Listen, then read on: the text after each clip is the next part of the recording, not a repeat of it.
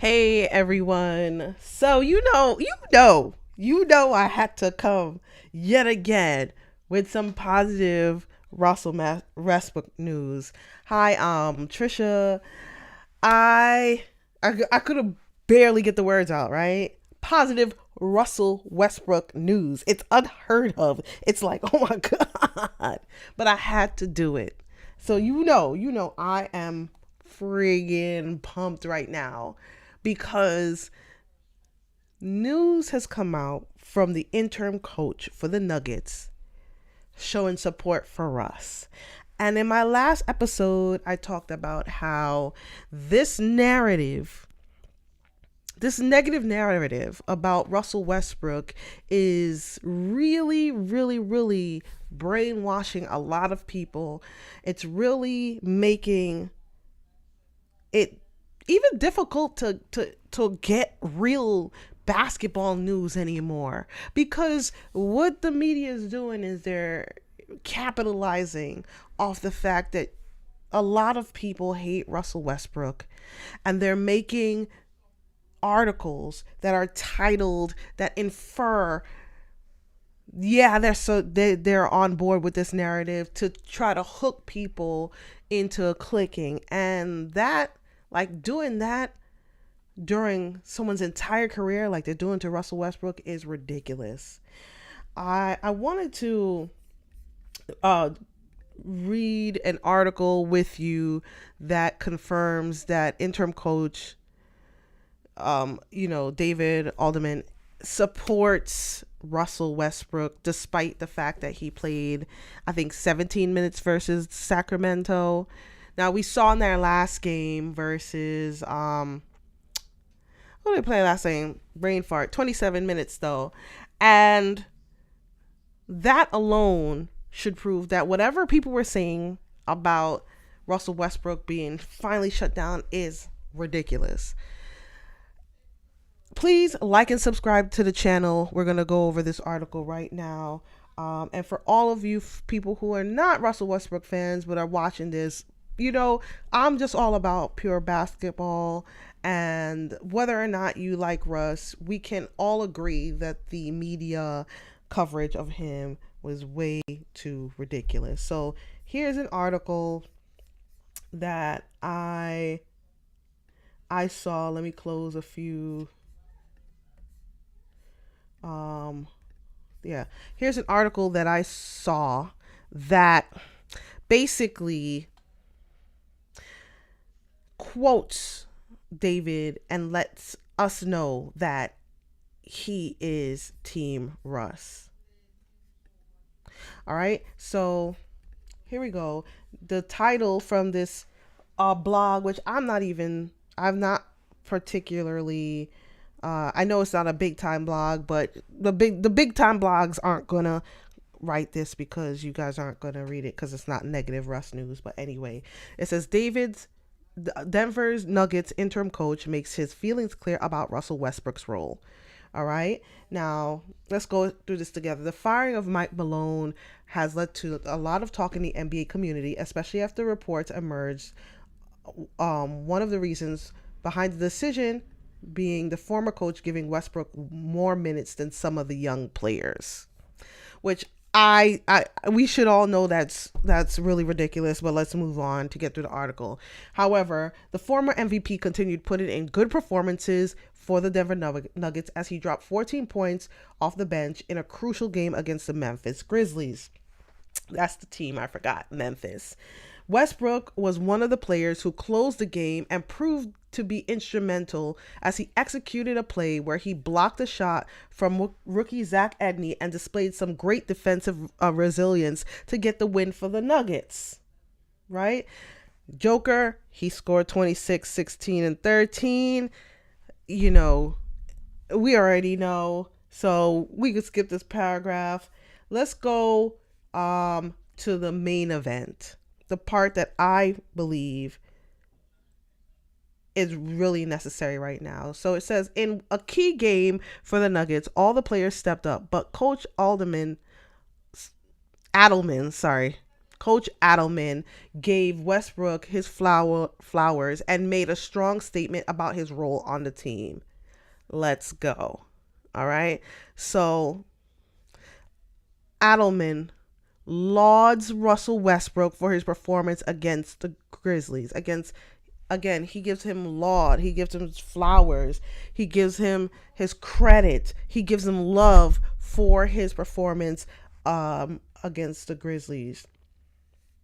All right.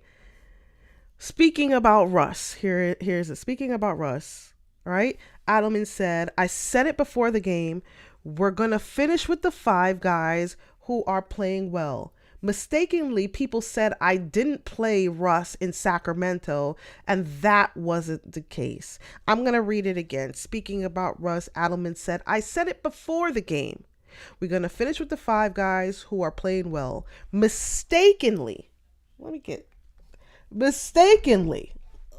you.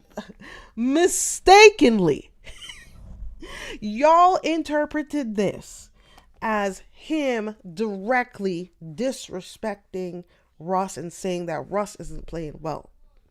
Let's move on to the rest of the thing. He said, I played the 5 people who I thought could win the game. And what do you know? Russ played pretty well tonight. So who finished tonight? Russ. I like him. He's a little bit sassy. He had a little sass in that response. All right. He goes on. You got to do what you got to do to win games. And this is not about an individual person or trying to make a narrative about this guy or that guy. That's not what this is. This is about just trying to win the game. So really proud of Russ. And I am going to give Adelman his credit. I'm giving him a little bit of love. That's all I wanted to hear. Someone, a coach, out loud, give him his credit. And the last episode, if you tune in, I talked about George Karl giving Russ his credit, saying don't give up on him. We all know that Mike Malone was behind Russ and really appreciate his effort both during the game and during practice. And now we see another coach giving him his credit. So when you listen to the Nick Wrights of the world who say no matter where Russ goes, a coach gets fired, kindly, you're going to have to start to mute, right? Discernment is the key word today. When you hear people like Nick Wright say pretty much garbage about Russell Westbrook, saying that he gets people fired. And then you see in succession, Mike Malone, George Karl, Adelman, all saying positive things about Russ. You have to think to yourself, who's wrong here? I trust the people that are playing, are coaching, and side by side in the trenches with Russ, rather than someone who's really their employment depends on viewership, and they're just capitalizing on the fact that you're gonna view the show if Russell Westbrook is talked about negatively.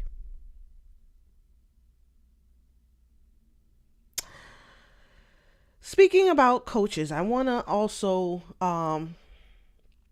give flowers to Mike Malone. You know, he was recently let go. It's still a controversy over why or what the reasoning behind him being let go was, but he had some class enough to at least take out a full page, I want to say notice in the Denver Post to really acknowledge his love for Denver. So let me see if I could pull this up for you. Okay, so here it is. This was a screenshot of someone online. They said that actually sent me this. It said Russell Westbrook is getting more slander. Oh, sorry, I jumped ahead. but you know what? let me get back to this. Let me get it for you. That's another thing I wanted to bring up, but let me bring up the Mike Malone thing. I don't want to go out of order. So you already know what's coming. The evaluation of the disrespect of Russell Westbrook. But let me bring this up.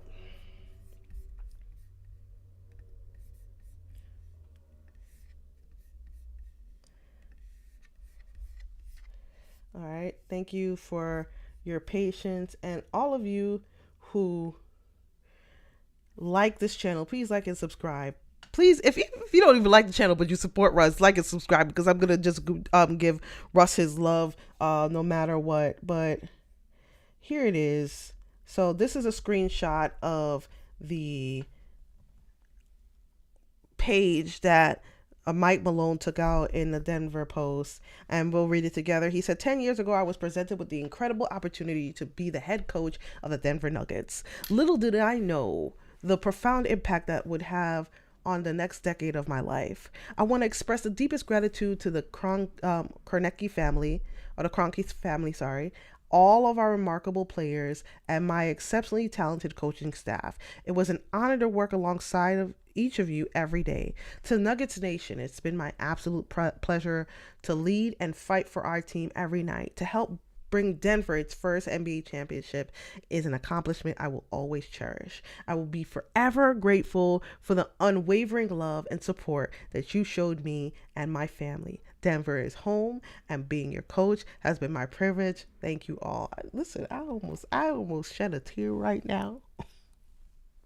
I almost shed a tear. That was beautiful. Professionalism at its finest. Mike, you will be missed. You were the realist. Again, you brought a championship to the Denver Nuggets. It's very hard to get a championship, and you will forever be respected for that. So shout out to you. Shout out to everything that you've accomplished in Denver. And more importantly, shout out to what you're going to do in the future. Because we all know that you're not done. We all know that you are going to be somewhere else doing right by the team, right by the players, and making their experience just as remarkable as you did those in Denver. Lastly, y'all saw it before and I'll bring it up again. Saw this by one of my homeboys, sent it to me, and I'll put it up. Russell Westbrook getting more slander than for making $3 million a year on a playoff team than Bradley Beal for making $50 million and missing the playoffs. LMAO. Again, Russell Westbrook is getting more slander. I don't know why I like to read it twice, but I'm gonna do it. I'm gonna do it again. Russell Westbrook is getting more slander for making $3 million on a playoff team than Bradley Beal gets for making $50 million and missing the playoffs. Now, I'm not one to like to throw other team or other players under the bus, but let's throw this under that bus that Keanu was driving in Speed, because it's so true. It's so true. But again, when you are villainized, you're put at the forefront. So, Bradley Beal, I'm not even calling Bradley Beal a villain. I don't know much about Bradley Beal in terms of how he's moving right now, but maybe that's something that we could look into for next episode. But yeah, the narrative about Russell Westbrook being the most terrible person in the world when compared to other players is ridiculous. Another player that gets a lot of praise, but to me, similar demeanor than Russell Westbrook, is Jimmy Butler. Jimmy Butler is out here getting all the praise in the world, but Russell Westbrook, who has a similar passion for the game, maybe a better player overall, career-wise, is getting slandered every day. I'll tell you why this is, and we could talk about it in another episode. But the reason why Jimmy Butler gets so much praise and Russell Westbrook, with the same amount of passion, doesn't get as much praise for the way he approaches the game is because Jimmy Butler actually, in our minds, plays well, we don't realize it, but he plays both the villain and the hero in every story that he puts himself in. Whereas Russell Westbrook is just playing basketball, but he's made the villain because of his past playing times with with Kevin Durant. I believe this villainization of Russell Westbrook comes from way back then, and there's nothing he could do to fight it. But if you look at how Jimmy Butler is praised, it's because he leaves no room for a villain and an enemy. He is both the villain and the hero, in every story that he plays. So we'll cover that in another episode. Also, before we end, I want you to cop our coloring book on Amazon. It's called Passport to Play. And it's for all of you who have kids, y'all going on vacation, you want the kids to have something to do. This coloring book talks about the different sports in about 12 different countries, and it gives your kids something to do while they are flying, while they're waiting in an airport, while they're waiting in a restaurant. You can educate your child on the different sports around the world. So thank you for being with me today. I'll see you tomorrow, and watch that game. They're playing today, the Rockets. The Nuggets versus the Rockets. Peace.